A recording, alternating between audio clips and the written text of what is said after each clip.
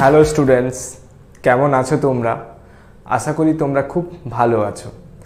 তোমাদের স্কুল খুলে গেছে, অনেক দিন পরে তোমরা স্কুল যেতে পারছো। তো এটা খুবই ভালো একটা খবর যে তোমরা স্কুল যেতে পারছো, আর মাত্র 2 বছর তোমাদের হাতে আছে স্কুল লাইফ এনজয় করার জন্য। তো অবশ্যই তোমরা নিজেদের স্কুল লাইফ এনজয় করো, কিন্তু তার সাথে ঠিকভাবে রুটিন মেনটেন করে পড়াশুনো করো। তো এর আগের ক্লাসে আমরা কি পড়েছিলাম? স্মরণ, অতিক্রান্ত দূরত্ব এইসব পড়েছিলাম। আজকে আমরা দ্রুতি, বেগ এই দুটো জিনিস সম্বন্ধে ডিটেলসে পড়ব। তো দ্রুতি, ফার্স্টে আমরা দ্রুতি সম্বন্ধে পড়ব। তো দ্রুতি,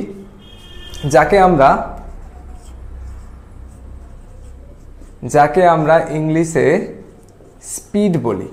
আমরা অনেক সময় বেগ বলতে স্পিডকে বোঝাই, স্পিডের বাংলা করতে গিয়ে আমরা বেগ করি, কিন্তু অ্যাকচুয়ালি স্পিডের বাংলা হচ্ছে দ্রুতি। ফিজিক্সে দ্রুতি আর বেগ কিন্তু আলাদা। তাই দ্রুতি জিনিসটা কি সেটা আগে আমাদের একটু ডেফিনেশন হিসেবে জানতে হবে। সময়ের সাপেক্ষে কোনো বস্তুর দূরত্ব অতিক্রম করার হারকে দ্রুতি বলে। সময়ের সাপেক্ষে কোনো বস্তুর দূরত্ব অতিক্রম করার যে হার, তাকে আমরা কি বলি? দ্রুতি বলি। তো হার কথাটা যেখানে আসবে, তো এখানে বুঝে নিতে হবে যে বাই টাইম বা বাই সময়। তাহলে দ্রুতি সমান আমরা কি বলতে পারি? দ্রুতি সমান অতিক্রান্ত দূরত্ব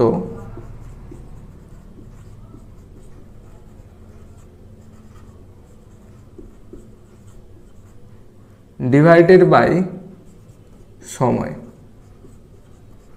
অতিক্রান্ত দূরত্ব বাই সময়কে আমরা কি বলি? দ্রুতি বলি। তো দ্রুতিকে আমরা ভি দিয়ে ডিনোট করি।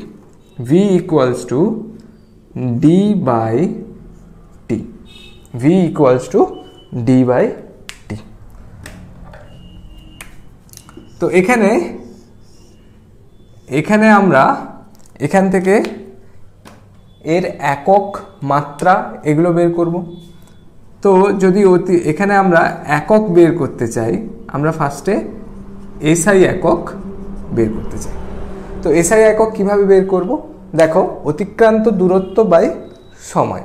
তো অতিক্রান্ত দূরত্বের এসআই একক হচ্ছে মিটার, আর সময়ের এসআই একক হচ্ছে সেকেন্ড। তাহলে মিটার বাই সেকেন্ড, বা এটাকে আমরা বলতে পারি মিটার পার সেকেন্ড বা মিটার সেকেন্ড ইনভার্স।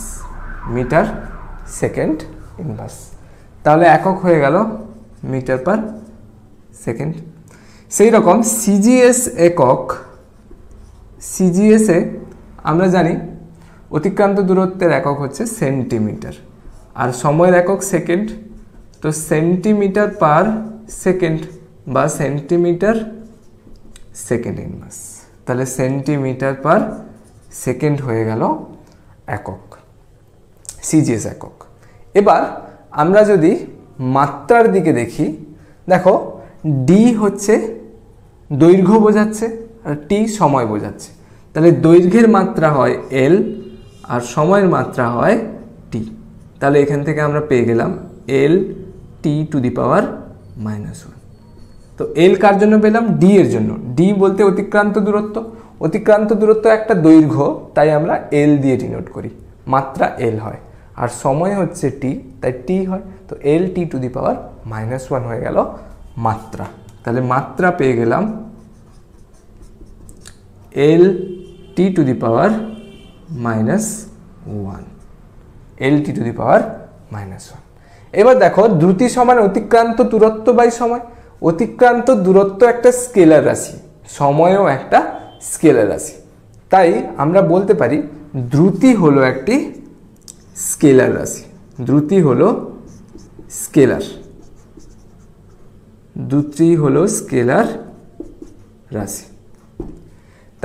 তাই আমরা এখান থেকে অনেক কিছু তথ্য পেলাম দ্রুতি সম্বন্ধে। তো দ্রুতির ব্যাপারে আমরা ডিটেলসে কিন্তু জেনে নিলাম। তো আশা করি তোমরা জিনিসগুলো বুঝেছো। আরেকটা জিনিস তোমাদের বলেছি যে দ্রুতি, কোনো গতিশীল বস্তুর দ্রুতি কিন্তু কখনো শূন্য হয় না। যেহেতু সে গতিতে আছে তাই তার অতিক্রান্ত দূরত্ব শূন্য নয়, আর অতিক্রান্ত দূরত্ব যদি শূন্য না হয় তাহলে কিন্তু দ্রুতিও শূন্য হবে না। তাই কোনো বস্তুর দ্রুতি কিন্তু গতিশীল বস্তুর দ্রুতি শূন্য হয় না। এরপরে আমরা দ্রুতির ব্যাপারে জানলাম, এরপরে আমরা গড় দ্রুতি সম্বন্ধে জানব। দ্রুতি জিনিসটা কি? গড় দ্রুতি হচ্ছে, দেখো তোমাদেরকে বুঝিয়ে বলি, ধরো এ থেকে বি পয়েন্টে গেল ফার্স্টে কোনো গতিশীল বস্তু, বি থেকে সি পয়েন্টে গেল, সি থেকে ডি পয়েন্টে গেল। তাহলে এ থেকে বি এর দূরত্ব যদি L1, বি থেকে সি এর দূরত্ব যদি L2, সি থেকে ডি এর দূরত্ব যদি L3, এ থেকে বিতে যেতে যদি টাইম T1, বি থেকে সিতে যেতে টাইম T2, সি থেকে ডিতে যেতে টাইম T3 লাগে, তাহলে আমরা কি বলতে পারি যে গড় দ্রুতি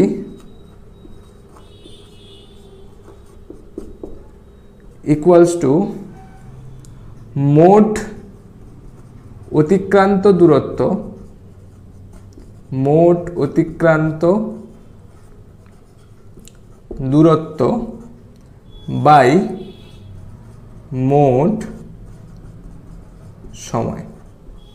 তাহলে গড় দ্রুতি বলতে বোঝায় মোট অতিক্রান্ত দূরত্ব বাই মোট সময়কে।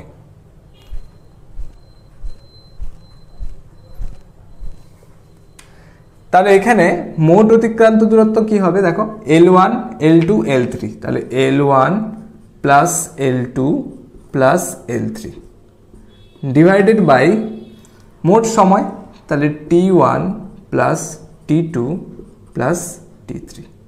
তাহলে এই দুটোর যে অনুপাত, এই দুটো যে ভাগ করে আমরা যা পাবো সেটাই কিন্তু গড় দ্রুতি হবে। তাহলে গড় দ্রুতি সমান কি পেলাম? মোট অতিক্রান্ত দূরত্ব বাই মোট সময়। এরপর আমরা বেগ সম্বন্ধে পড়ব। বেগ বা ইংলিশে যাকে বলা হয় ভেলোসিটি। তাহলে হেডিং দাও, সময়ের সাপেক্ষে কোনো বস্তুর সরণের হারকে বেগ বলে। তাহলে কি বললাম? সময়ের সাপেক্ষে কোনো গতিশীল বস্তুর সরণের হারকে আমরা বেগ বলি। তাহলে বেগ সমান কি হবে? বেগ সমান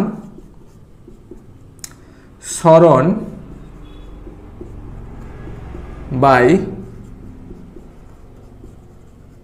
সময়, সরণ বাই সময়। বেগকেও আমরা ভি দিয়ে ডিনোট করি, small V equals to S by T, small V equals to S by T. তাহলে এখান থেকে আমরা এর এসআই সিজিএস একক বের করতে পারবো। তাহলে এসআই একক কি হবে? আমরা যেমনভাবে দ্রুতিতে বের করেছি সেরকমভাবেই বের করতে পারি। তাহলে দেখো এস হচ্ছে সরণ, সরণের এসআই একক হচ্ছে মিটার, আর সময়ের এসআই একক হচ্ছে সেকেন্ড। তাহলে মিটার বাই সেকেন্ড, বা বলতে পারি মিটার পার সেকেন্ড, বা বলতে পারি মিটার সেকেন্ড ইনভার্স। তো সেই রকমভাবে মিটার পার সেকেন্ড পেয়ে গেলাম এসআই একক, এসআই একক। আর একইভাবে আমরা সেন্টিমিটার পার সেকেন্ড কি পাবো? সিজিএস একক। এবার মাত্রা, তো মাত্রা সেমই হবে যেরকম আমরা কোথায় পাচ্ছিলাম, যেরকম আমরা দ্রুতিতে পাচ্ছিলাম। তো এখানে এস এর মাত্রা হচ্ছে, এস বলতে সরণ, সরণ হলো একটা দৈর্ঘ্য, এর মাত্রা হচ্ছে এল, আর সময়ের মাত্রা হচ্ছে টি। তাহলে এল টি টু দি পাওয়ার -1।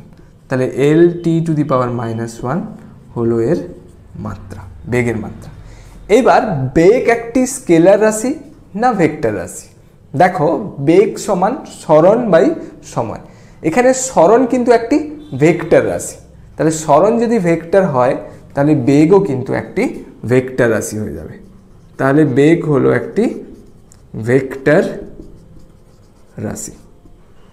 তাহলে বেগ সম্বন্ধে আমরা মোটামুটি জেনে ফেললাম। এইবার যেটা আমাদের জানতে হবে যে বেগ কি শূন্য হতে পারে? কোনো গতিশীল বস্তুর বেগ কি শূন্য হতে পারে?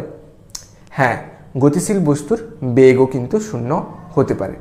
যখন তার সরণ শূন্য হবে তখন কিন্তু অটোমেটিক্যালি বেগ শূন্য হয়ে যাবে। তো সরণ শূন্য কখন হয়? যখন কোনো বস্তু প্রাথমিক অবস্থান আর অন্তিম অবস্থান একই বিন্দু হবে, কেউ বৃত্তাকার পথে গেল, আবার বৃত্তপথ পথে ফিরে এসে সেই পয়েন্টে, যে পয়েন্ট থেকে যাত্রা শুরু করেছিল ওখানে পৌঁছে গেল। তো তখন কি হবে, তার সরণ কি হয়ে যাবে, শূন্য হয়ে যাবে। তো সরণ যদি শূন্য হয়ে যায়, বেগ শূন্য হয়ে যাবে। আশা করছি তোমরা এটা বুঝতে পারলে। এইবার আমরা গড় বেগ সম্বন্ধে জানব। তাহলে গড় বেগ সম্বন্ধে আমরা জানব। গড় বেগ কি হয় আমি একটা তোমাদের ধারণা দিই। ধরো কোনো বস্তু এ থেকে বিতে গেল, গতিশীল বস্তু এ থেকে বিতে গেল, তারপরে বি থেকে সিতে গেল, সি থেকে ডিতে গেল। তাহলে ফার্স্টে এ থেকে বিতে যেতে সরণ হলো s1, সময় লাগলো t1। বি থেকে সিতে যেতে সরণ হলো s2 আর টাইম লাগলো t2। সি থেকে ডিতে যেতে সরণ হলো s3 আর টাইম লাগলো t3। তাহলে আমরা জানি কি গড় বেগ সমান কি হয়, গড় বেগ ইকুয়ালস টু কি হয়, সরণ বাই মোট সময়, সরণ বাই মোট সময়। তাহলে এখানে সরণ কত হলো, এ থেকে বিতে গেল, বি থেকে সিতে গেল, সি থেকে ডিতে গেল, কিন্তু সরণ s1 plus s2 plus s3 হবে না। কি হবে, তার প্রাথমিক অবস্থান অন্তিম অবস্থান এর মধ্যে সরল রৈখিক দূরত্ব। তাহলে এ আর ডি কে যদি আমি একটা সরল রেখা দিয়ে যোগ করে দিই, তাহলে যে দূরত্বটা পাবো সেটাই হবে সরণ। তাহলে সরণকে আমি এস দিয়ে ডিনোট করলাম। তাহলে এখানে কি হয়ে যাবে, এস বাই মোট সময় কত হবে, t1 plus t2 plus t3। তাহলে এখানে t1 plus t2 plus t3। তাহলে সরণ, তাহলে গড় বেগ কি হলো বুঝতে পারলে, প্রাথমিক অবস্থান অন্তিম অবস্থানের মধ্যে সরল রৈখিক দূরত্ব, সরণ পেলাম বাই মোট সময়। তো আশা করছি এই কনসেপ্টটা তোমাদের ক্লিয়ার হয়েছে। এবার আমরা যদি অঙ্কে যাই তখন কিন্তু এই কনসেপ্টগুলো আরও বেশি ক্লিয়ার হবে। চলো আমরা অঙ্কে যাই। স্ক্রিনে দেখতে পাচ্ছ, তোমরা পজ করো, দিয়ে অঙ্কটা একবার ট্রাই করো। তাহলে কোশ্চেনটা কি বলছে আমি একবার পড়ে দিচ্ছি। একটি বস্তুকণা 7 সেন্টিমিটার ব্যাসার্ধের বৃত্তাকার পথে চলছে। কণাটি 4 সেকেন্ডে বৃত্তপথটির অর্ধেক অতিক্রম করে আর 10 সেকেন্ডে বৃত্তাকার পথটির সম্পূর্ণ অতিক্রম করে। বলছে যে গড় দ্রুতি ও গড় বেগ নির্ণয় করতে বলছে। তাহলে আমরা কোশ্চেনটা কিভাবে সলভ করব। একটা বৃত্ত, তো এই বৃত্তাকার পথে অর্ধেক অতিক্রম করছে। ধরো এ থেকে বিতে যাচ্ছে, অর্ধেক অতিক্রম করছে। কত সেকেন্ড টাইম লাগছে, টাইমটা লাগছে কত সেকেন্ড, 4 সেকেন্ড। টাইমটা লেগেছে 4 সেকেন্ড। আর ব্যাসার্ধ দিয়ে দিয়েছে 7 সেন্টিমিটার। ঠিক একই রকম একটা অঙ্ক আমরা কিন্তু কি বের করেছিলাম, সেখানে অতিক্রান্ত দূরত্ব আর সরণ বের করেছিলাম। তাহলে কেউ যদি এ থেকে বিতে যায় তখন তার অতিক্রান্ত দূরত্ব কত হবে, অতিক্রান্ত দূরত্ব যদি আমি ডি দিয়ে ডিনোট করি, ডি কত হবে, আমরা আগের ভিডিওতে এটা বের করে দেখেছিলাম যে পাই আর হবে। যেহেতু পুরোটা হয় 2 পাই আর, তো পাই আর এখানে হবে। তো পাই আর করে আমরা কত পেয়েছিলাম, 22 পেয়েছিলাম। তো 22 সেন্টিমিটার পেয়েছিলাম। তো এখানে আমাদের কি বের করতে হবে, দ্রুতি বের করতে হবে। তো দ্রুতি ইকুয়ালস ভি ইকুয়ালস টু কি হয়, ডি বাই টি হয়। তো 22 ডিভাইডেড বাই 4 হয়ে যাবে। তো 22কে যদি 4 দিয়ে ডিভাইড করো তাহলে হয় 5.5। তাহলে 5.5 সেন্টিমিটার পার সেকেন্ড হয়ে যাবে দ্রুতি ফার্স্ট কেসে, অবশ্যই ফার্স্ট কেসে। এবার বেগ কত হবে, তো বেগ জানার আগে আমাদের সরণ বের করতে হবে। তো সরণ আমরা এ থেকে বিতে শর্টেস্ট ডিস্টেন্স অ্যাড করে দেব। তাহলে সরণ কত হবে, 14 সেন্টিমিটার। 7 + 7 14 সেন্টিমিটার। তো সেখান থেকে আমরা বেগ বের করে নিতে পারবো। বেগ সমান কি হয়, সরণ বাই সময়, সরণ বাই সময়। তো সরণ হয়েছে 14 আর সময় লেগেছে 4 সেকেন্ড। তো সেখান থেকে আমরা পেলাম 3.5 সেন্টিমিটার পার সেকেন্ড।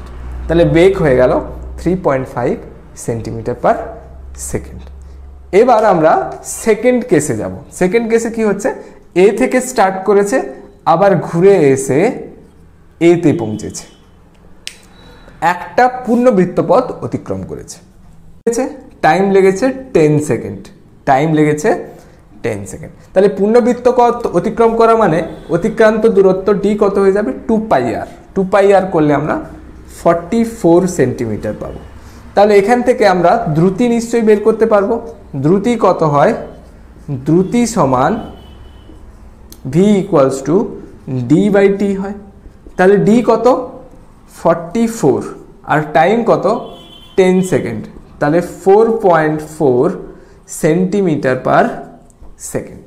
তাহলে দ্রুতি বেরিয়ে গেল 4.4 সেন্টিমিটার পার সেকেন্ড। এবার বেগ কত হবে, দেখো একটা সম্পূর্ণ বৃত্তপথ অতিক্রম করে আসা মানে তার সরণ কিন্তু শূন্য হবে, আর সরণ যদি শূন্য হয় বেগ কিন্তু শূন্য হবে। যেহেতু বেগ সমান সরণ বাই সময়, তাই বেগ শূন্য হবে।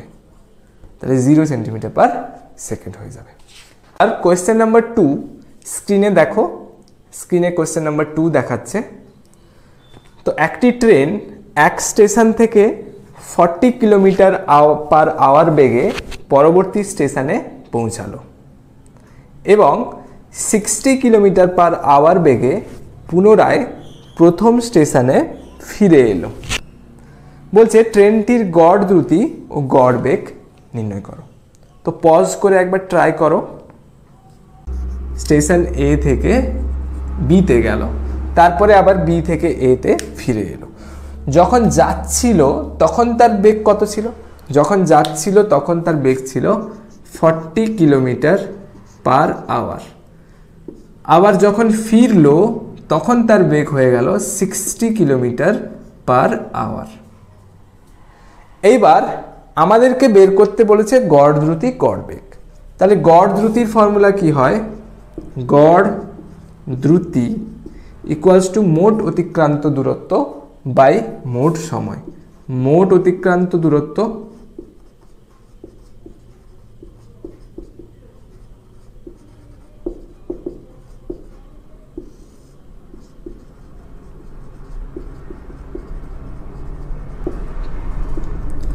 তাহলে গড় দ্রুতি সমান মোট অতিক্রান্ত দূরত্ব বাই মোট সময়। তো আমরা এখানে মোট অতিক্রান্ত দূরত্ব জানি না, মোট সময়ও জানি না। তো আমি ধরে নিলাম যে এ থেকে বিতে যেতে মোট যে দূরত্বটা লাগছে সেটা ধরলাম, এ থেকে বি এর মধ্যে যে দূরত্ব সেটা আমি ধরলাম এক্স ডিস্টেন্স, এ থেকে বি এর দূরত্ব। তাহলে এখানে মোট অতিক্রান্ত দূরত্ব কত হবে, x plus x, x plus x হবে মোট অতিক্রান্ত দূরত্ব।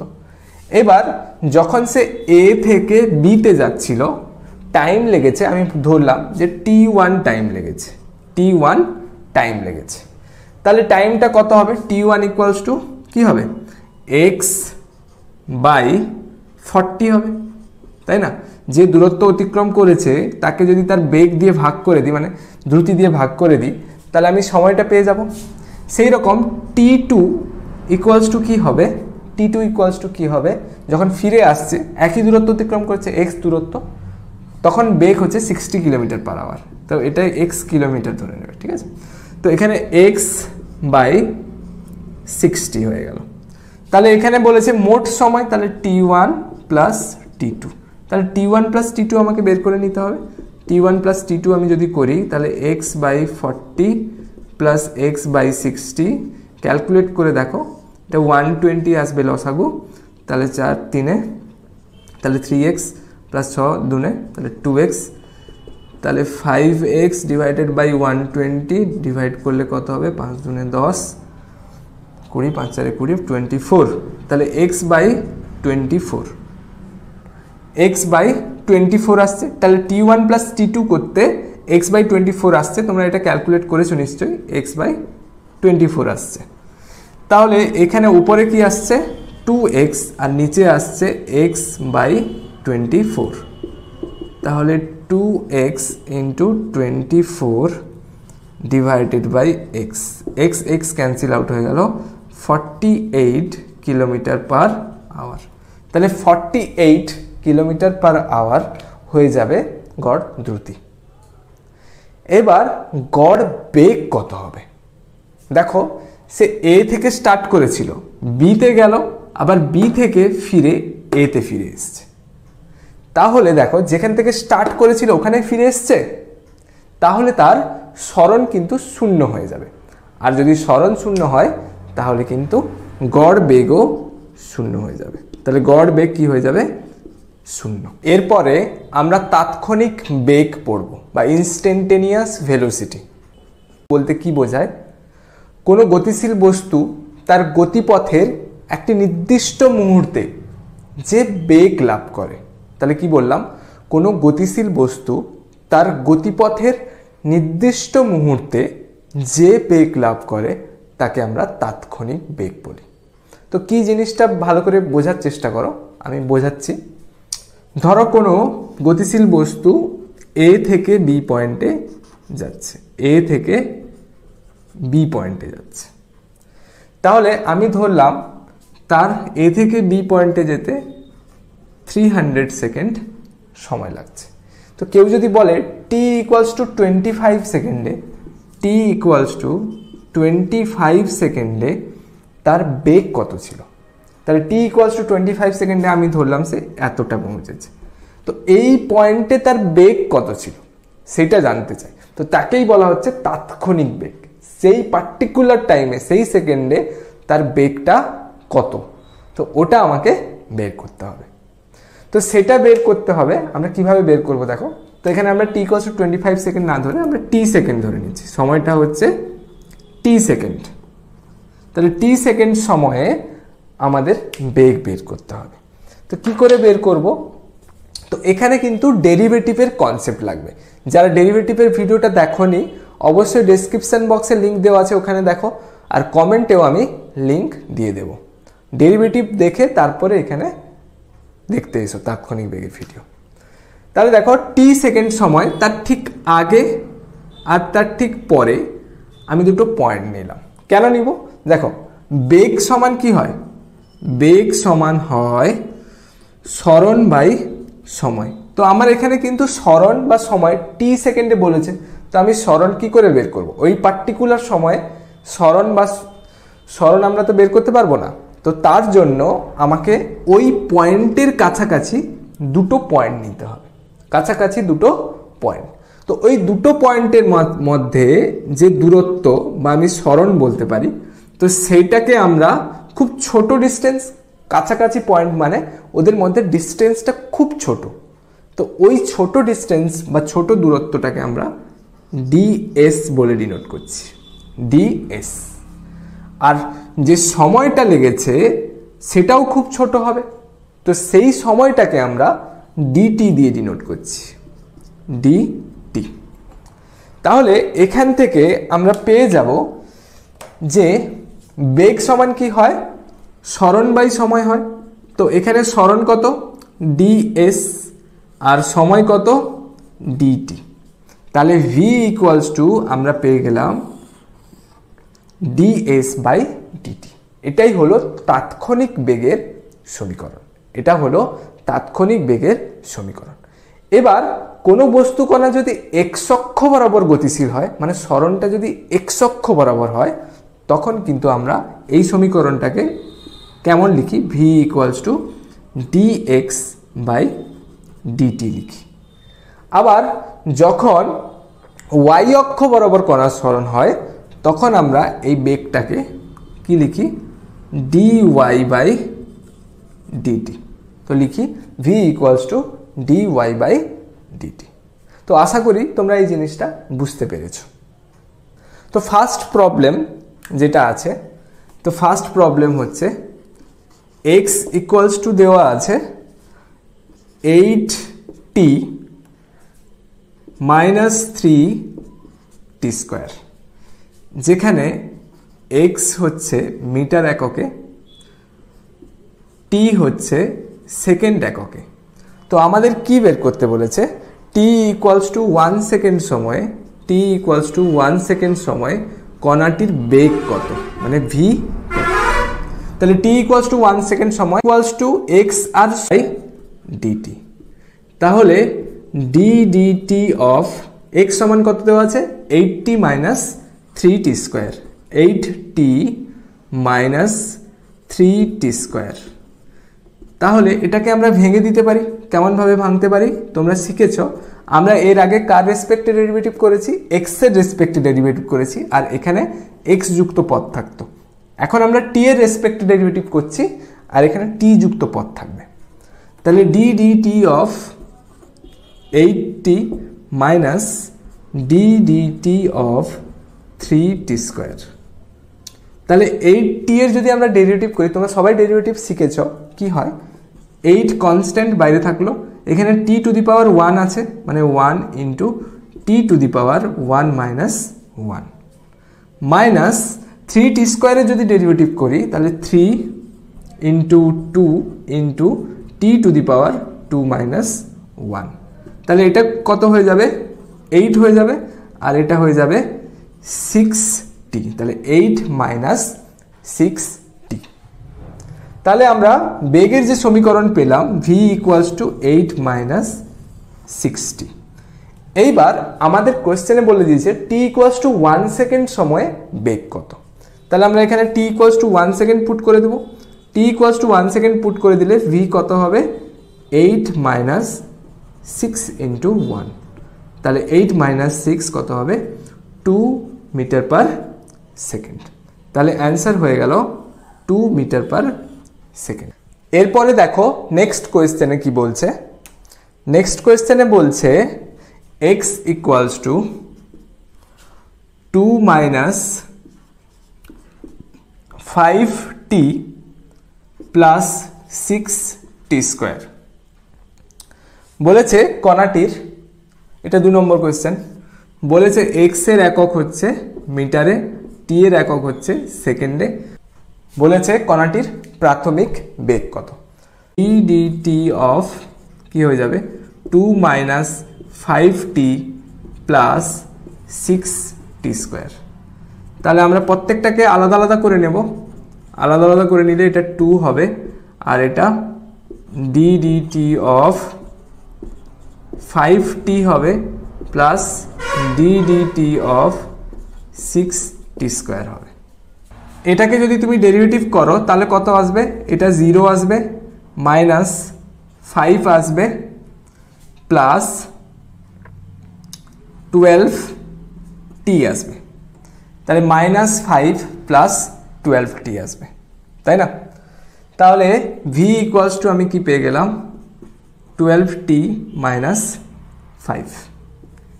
এইটাকে আমাকে কি করতে হবে, প্রাথমিক বেগ বের করতে হবে। তো প্রাথমিক বেগ কথার অর্থ হলো t ইকুয়ালস টু 0 সেকেন্ড সময়ে তার বেগ। তাহলে এখানে t ইকুয়ালস টু যদি 0 পুট করে দিই তাহলে কত আসবে মাইনাস 5 মিটার পার সেকেন্ড। তাহলে t ইকুয়ালস টু 0 পুট করে দিলাম, তাহলে 12 ইন্টু 0, 0 হয়ে গেল, এখানে মাইনাস 5 থাকলো, তো মাইনাস 5 মিটার পার সেকেন্ড। তো বেগ কি ঋণাত্মক হতে পারে? আসলে বেগ হলো একটি ভেক্টর রাশি। তো মাইনাস চিহ্ন কি বোঝাচ্ছে, তার বেগটা অপোজিট ডাইরেকশানে হচ্ছে, বেগটা কি হচ্ছে অপোজিট ডাইরেকশানে আছে। তো আশা করছি তোমরা এটা কোয়েশ্চেন নাম্বার 2টা বুঝতে পেরেছো। এরপরে আমরা নেক্সট কোয়েশ্চেনে মুভ করে যাব। 5t square plus 3t plus 7, যেখানে x হচ্ছে মিটারে, t হচ্ছে সেকেন্ডে। তো তোমাকে বের করতে বলছে যে কণাটি কখন থেমে যাবে, কণাটি কখন থেমে যাবে। তো বলছে কণাটি কখন থেমে যাবে। আচ্ছা, থেমে যাওয়ার কথার অর্থ কি, মানে বেগ শূন্য হয়ে যাওয়া, বেগ শূন্য হয়ে যাওয়া। তাহলে আমরা বেগের ইকুয়েশন বের করব ফার্স্টে। তাহলে বেগের ইকুয়েশন কি করে বের করব, v ইকুয়ালস টু কি হবে dx বাই dt হবে, dx বাই dt। তাহলে আমরা ডেরিভেটিভ করব, কার ডেরিভেটিভ করব 5t square plus 3t plus 7 এর। তাহলে এটাকে যদি আমরা ডেরিভেটিভ করি তাহলে আমরা কি পাচ্ছি, পাচ্ছি দেখো 5 দুনে 10, 10t প্লাস 3 পাচ্ছি। কি পাচ্ছি? 10t plus 3। সরি, এখানে একটা মাইনাস সাইন ছিল, এখানে একটা মাইনাস সাইন ছিল। তো এখানে যদি মাইনাস সাইন থাকে তো এটা মাইনাস হয়ে যাবে। আর 7 জন্য কি হবে? 7 হচ্ছে একটা কনস্ট্যান্ট, কনস্ট্যান্টের জন্য 0 হবে। তাহলে আমরা বেগের ইকুয়েশন কি পেলাম? এটা পেলাম বেগের ইকুয়েশন। এবার কণাটি থেমে যাবে বলেছে, মানে কি হবে? বেগটা 0 হবে। তাহলে 10t মাইনাস 3 ইকুয়ালস টু কি হয়ে যাবে?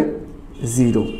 তাহলে এখান থেকে 10t ইকুয়ালস টু 3 বা t ইকুয়ালস টু 3/10। তাহলে t ইকুয়ালস টু আমার কি চলে এলো? 3/10 সেকেন্ড। তো 3/10 সেকেন্ড হয়ে যাবে কোয়েশ্চেনটার কারেক্ট অ্যান্সার। আশা করছি তোমরা অঙ্কটা বুঝতে পারলে। এরপর কোয়েশ্চেন নাম্বার 4, আজকের লাস্ট কোয়েশ্চেন বলতে পারো। বলেছে t equals to √x plus 3। t equals to √x plus 3, যেখানে x হচ্ছে মিটার এককে, t হচ্ছে সেকেন্ড এককে। তো আমাদের কি বের করতে হবে?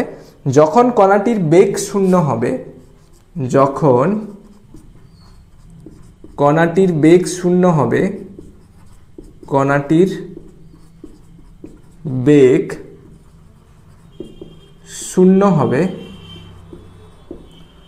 তখন